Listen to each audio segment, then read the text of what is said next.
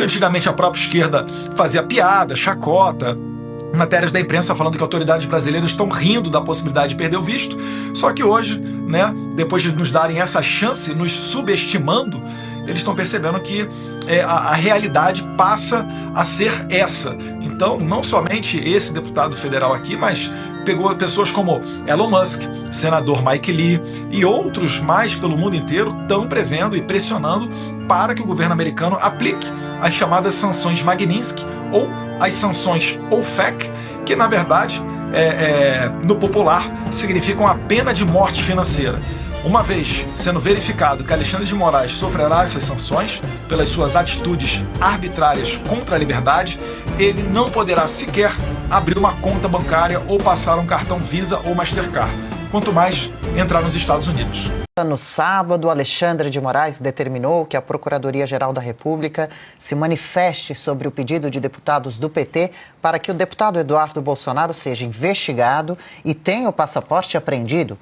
Deputado Eduardo Bolsonaro, boa noite, bem-vindo ao Oeste Sem Filtro, obrigada pela participação por aqui. Por que o senhor acha que está sofrendo, enfrentando essa ofensiva por parte do PT, da esquerda? Porque eu tenho dado muito trabalho a eles, com as conexões que eu tenho eu venho fazendo, não só nos Estados Unidos, pelo mundo inteiro, tem mais de 6 anos. Né? Então, no momento em que o Brasil vive uma ditadura do judiciário, não existem mais ferramentas, meios de ação para combatê-la a partir de dentro do Brasil. Né? O remédio constitucional previsto nos freios e contrapesos da nossa Constituição, que poderiam brecar o Alexandre de Moraes, estão nas mãos do Senado. Mas, em princípio, pela atual composição do Senado, a gente não consegue enxergar que vai começar por ali um processo de impeachment. Então comecei a pensar o que poderia ser feito para a gente tirar as senhorinhas de 71 anos da cadeia, como Iracy Nagashi, ou como a Débora Santos, né, mãe de 2 filhos, e vários outros que estão nessa situação do 8 de janeiro, onde que certamente, se estivessem traficando drogas ou cometendo assassinatos, não teriam todo esse tempo na cadeia. Muito pelo contrário, provavelmente o próprio STF já os teria soltado. Então, para visando corrigir essa injustiça, eu tenho feito um trabalho aqui nos Estados Unidos, que antigamente a própria esquerda fazia piada, chacota, matérias da imprensa falando que autoridades brasileiras estão rindo da possibilidade de perder o visto.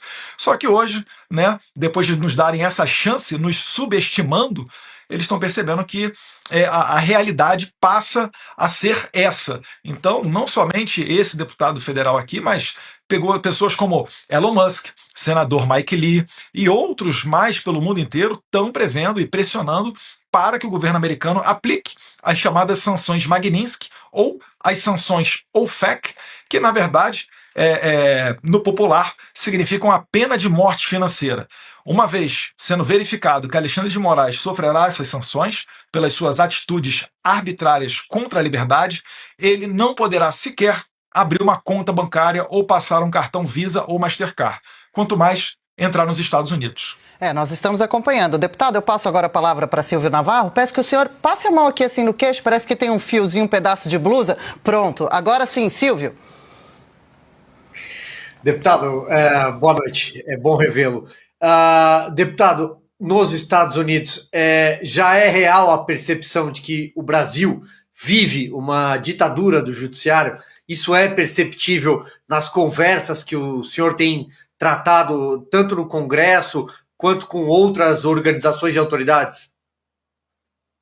Sim, Silvio, e isso daí ficou mais acentuado ainda depois que o Alexandre de Moraes não permitiu que o Jair Bolsonaro viesse aqui para a posse do presidente Donald Trump, porque para um americano é inconcebível que uma pessoa que não tem a condenação não possua o seu passaporte. E se a gente traçar o paralelo de que o Lula, ainda com 2 condenações em 2 instâncias, pôde ter o seu passaporte e viajar pelo mundo inteiro, fica ainda mais claro a percepção de que o Brasil vive uma perseguição, não somente contra o Bolsonaro, mas contra toda a direita. Né? Se você for ver os 4 parlamentares que não têm passaporte, todos eles são do espectro da direita, né? Carlos Jordi, Carla Zambelli, senadora Martinelli e o senador Marcos Duval. Então, aqui nos Estados Unidos, cada vez mais eles estão deixando de apenas ter uma ideia de que no Brasil existe uma ditadura, para realmente abrir os olhos e começar a perceber que, seguindo adiante, de maneira confortável como estão hoje em dia, essa ditadura vai fazer com que o Brasil vire uma área de influência da China. E aí começa a ter um jogo mais forte da geopolítica norte-americana para não perder, né, essa conexão com o Brasil. Eles não querem que o Brasil se torne uma nova Venezuela. Não é interessante para eles, por vários aspectos. Primeiro, né, o Brasil acaba de assinar, em novembro passado, durante o G20, o Lula assinou 37 acordos comerciais com a China, tratando de tecnologia nuclear, né, comunicação satelitária, ou seja, internet, venda de reserva de urânio, participação, né, intercâmbio com o China Media Group, o maior grupo de comunicação da Ásia que tem influência, né, que está debaixo do regime chinês. Então os Estados Unidos estão começando a perceber que o Brasil é aquele país que tem um câncer interno e que, se não for tratado rápido, amanhã a quimioterapia pode ser que não surta efeito, tal qual é hoje com a Venezuela. Você pode usar o instrumento diplomático que for, que o Nicolás Maduro não vai sair do poder. Ele vai continuar lá, a não ser que ele saia à força. Então, para o Brasil não chegar nesse ponto, cada vez mais tem tido uma pressão norte-americana. Mais uma vez, eu destaco aqui, né, o senador Mike Lee, que é uma pessoa muito próxima do Elon Musk, que é muito próxima do presidente Donald Trump, que tem feito, na verdade, até chacotas com relação a Alexandre de Moraes. Dá-se como certo, né, a aplicação das sanções Magnitsky contra Alexandre de Moraes. Finalizando, se a gente for olhar essa última semana, quarta-feira foi aprovado na Comissão de Constituição e Justiça dos Estados Unidos, né, o projeto de lei No Censorship on Our Shores Act, ou seja, sem a possibilidade de censuras aqui no território americano. E, paralelamente a isso, deputados, como o deputado da Geórgia, o Richard McCormick, têm pedido abertamente as sanções contra o Alexandre de Moraes. E eu ressalto, quando essas sanções vierem, que eu tenho quase certeza que virão, não será apenas Alexandre de Moraes o sancionado, mas todos os que estiveram junto com ele nas investigações para colocar na cadeia 100 horas, né, violar a liberdade de expressão e etc., também serão punidos. Porque foi isso que aconteceu com o procurador do Tribunal Penal Internacional, o senhor Karim Khan, que decretou a prisão de Benjamin Netanyahu, o primeiro-ministro de Israel. Quando esse procurador decretou a prisão de Netanyahu, Trump o sancionou com as sanções OFAC, ou seja, Karim Khan e todos os investigadores que participaram dessa perseguição a Benjamin Netanyahu estão hoje impossibilitados de abrir conta bancária, de entrar nos Estados Unidos, de ter um cartão de crédito de qualquer bandeira que seja. Ou seja, foi decretada a pena de morte financeira para essas pessoas. E eu tenho certeza que, uma vez o Alexandre de Moraes tomando essa sanção, nenhum dos outros 10 ministros da Suprema Corte tenderá a seguir os passos do Alexandre de Moraes.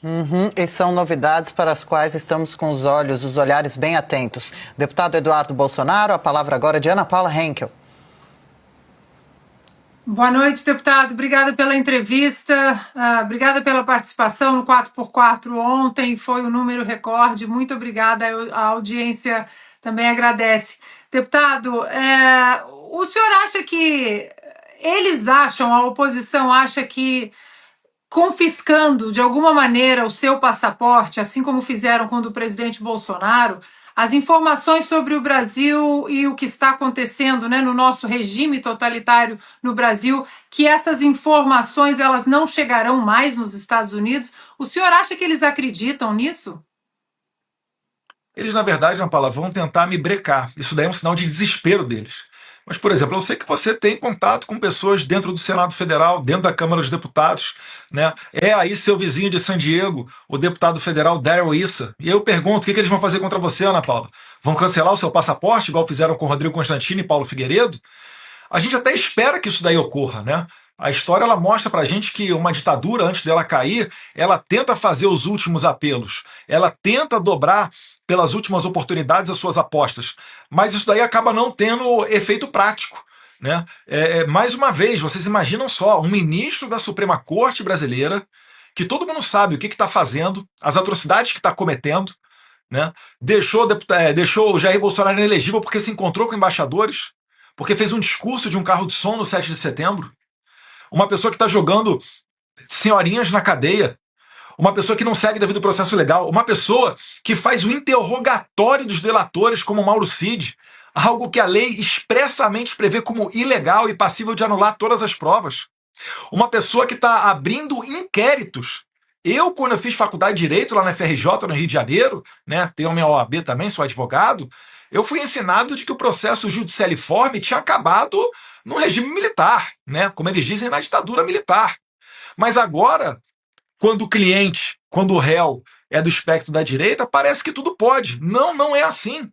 A gente chegou a um ponto onde não existe mais retorno. O Alexandre de Moraes, ele não vai parar de perseguir, ele não tem outra saída. Ele sempre dobrará a aposta. É por isso que eu acho que é provável que ele vá, sim, caçar, né, apreender o meu passaporte.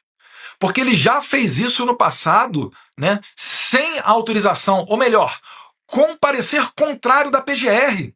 Ele fez uma operação da Polícia Federal, um mandado de busca e apreensão na casa do ex-presidente Jair Bolsonaro em maio de 2024, onde a PGR falou: não faça-se esse mandado, não cumpra-se essa determinação. Ele ainda assim atropelou a PGR, foi lá e fez. Se a gente olhar o inquérito das fake news, né, ou o inquérito do fim do mundo, como a juíza Ludmila Lins Grillo fez muito bem ao confeccionar um livro sobre esse assunto, esse inquérito foi aberto em 2019, de ofício, pelo então presidente Toffoli. Não foi pedido uma apreciação da PGR. E sem distribuição, ele mandou que o relator desse inquérito fosse Alexandre de Moraes. E até hoje esse inquérito não tem solução. A gente está falando de 6 anos de uma investigação aberta, onde a vida minha, dos meus familiares, das pessoas do governo, né, do Anderson Torres, do Braga Neto, do Cid, do Bolsonaro, foi toda colocada de cabeça para baixo. Até mesmo o médico, informação em primeira mão para vocês aqui, até mesmo o médico de Jair Bolsonaro, o doutor Camarinha, foi interrogado pelo FBI aqui nos Estados Unidos. Não foi por carta rogatória, que é o meio constitucional oficial, não. Foi através de uma parceria, provavelmente de boca para boca, entre os policiais federais da Gestapo de Alexandre de Moraes, que estão sob o comando do Fábio Chor e antes estavam sob o comando da delegada Denise, entrando em contato com o FBI e ligando para as pessoas. Ligaram para o Paulo Figueiredo. Paulo Figueiredo exigiu: calma aí, quer falar comigo? Carta rogatória. Eu sou o quê? Testemunha? Eu sou acusado? Lembra também o caso do Jason Miller, em 2021. Não sabia se era testemunha ou se era acusado, quando o Alexandre de Moraes mandou a PF parar ele no aeroporto de Brasília em 2021. Né? O Jason Miller, que é ex-assessor da Casa Branca e hoje em dia é um dos principais conselheiros do Donald Trump. Eu acho que o Alexandre de Moraes ele caiu do cavalo porque ele não conseguiu imaginar que o Trump pudesse ser eleito. E aí ele fez essa coleção de inimigos dentro da administração mais poderosa do mundo. Vocês acham mesmo que agora que o Elon Musk é ministro, o homem mais rico do mundo, do lado do Trump, uma pessoa que não segue o politicamente correto, né, tá fazendo tudo o que está fazendo, ainda mais com o Jason Miller, que anteontem tweetou: Alexandre de Moraes, eu não esqueci o que você fez. Você acha mesmo que esse grupo de americanos vai permitir que o Brasil chute fora daqui uma empresa de comunicação como X, que vai seguir aí comprando briga e não permitindo que volte aqui o Rumble, a Truth Social? E além de tudo, a Truth Social ainda mexe com o bolso do Trump. Então vamos lá, você comprou briga com o homem mais poderoso do mundo, que agora está adiante do caso da USAID, né, explanando para o mundo como é que funciona o complexo industrial de censura. A sua esposa xingou esse cara. Os seus ministros seguem criticando o Trump de tudo quanto é lado. O presidente do país diz que uma possível eleição do Trump, né, antes da eleição dele em 5 de novembro, seria uma nova face do nazifascismo no mundo. Aí você tem Lula protegendo o Hamas, falando que vai acabar com o padrão dólar, que vai criar uma moeda dos BRICS. E tudo isso daí, até mesmo a reunião do Zelensky com o Trump, o Lula veio a público para criticar. Depois as pessoas falam que eu não tinha maturidade para ser embaixador do Brasil nos Estados Unidos. Pelo amor de Deus. Então esse Dream Team de inimigos que o Alexandre de Moraes conseguiu formar vai acabar com a reputação dele, vai fazer alguma coisa contra ele. E a gente só está falando de um dos casos. A gente está aqui principalmente focado nessa questão da censura. Você sabe, Ana Paula, se quiser comentar, a tendência do Senado americano é resgatar aqueles navios do Irã que atracaram no Rio de Janeiro, navios sancionados pelos Estados Unidos. Tem o caso do Felipe Martins. Tem o retorno dessa nova legislatura do Twitter Files Brasil. Então tem muitas possibilidades para Alexandre de Moraes ser sancionado.